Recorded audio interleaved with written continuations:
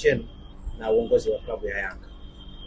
Ya, baada ya kuona taarifa mitandaoni kuhusiana na kwamba Young Africans wanalidai shirikisho la mpira wa miguu Tanzania TFF, na sisi pia tuliwaandikia barua kuwaelezea kuhusiana na kile ambacho tunakifahamu kuhusiana na fedha hiyo ambayo wanasema wanaidai. Kwa hiyo mpaka tunatoa taarifa yetu jana, maana yake kwamba tulikuwa tayari tumekwisha waandikia hiyo barua ya kuwataka kwamba mtu wa fedha aweze kufika leo na hivyo vielelezo vingine ili tuweze kufanya reconciliation, kwa maana ya kwamba tupitie hizo hesabu kwa pamoja na vitu kama hivyo, ili kuona kwamba wapi wanaposema kwamba wanadai na sisi tuwaonyeshe wapi ambako tumesema kwamba wanadai.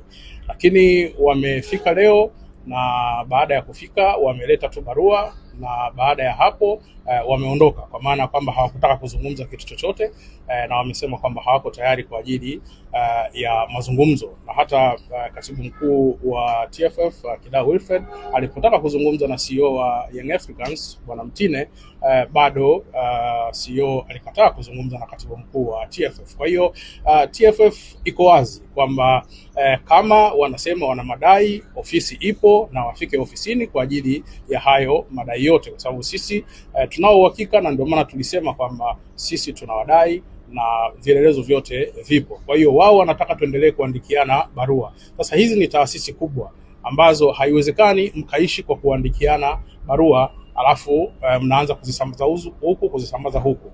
Jambo dogo ni kwamba kama wewe unadai, maana yake ni kwamba umeitwa kwa ajili ya kuja kuhakiki hicho ambacho unakidai ama hicho ambacho unadaiwa. Kwa hiyo maana yake ilikuwa ni kitu rahisi tunapofika TFF uweze kukaa chini na TFF. Ni jambo la muda mfupi sana kuweza kufanya hiyo reconciliation, na kila mmoja ajue kwamba nafasi yake iko wapi. Sasa hatuwezi kuwa tunaendelea kuandikiliana barua hizi kama vile tunatuma posa huku na vitu kama hivyo. Haiwezekani jambo kama hili. Hizi ni taasisi ambazo kwa namna yoyote ni lazima ufanye kazi kwa namna ile ambayo inatakiwa, ambayo tumewaelekeza nini ambacho cha kufanya. Kwa hiyo wameondoka, wamesema kwamba hawako tayari kwa ajili ya kufanya jambo hilo, na mwisho wa siku wameacha barua.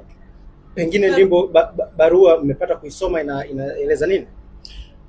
Of course barua yao kwa namna ambavyo ilivyoandikwa haina tofauti sana na kile ambacho kimekuwa kinazungumzwa. Kwa hiyo mwisho wa siku jambo liko pale pale kwamba wafike TFF kwa ajili ya reconciliation. Status ya TFF na Yanga kwenye madai iko? Tumesema tunaidai Young Africans. Kwa hiyo tumewaita waje TFF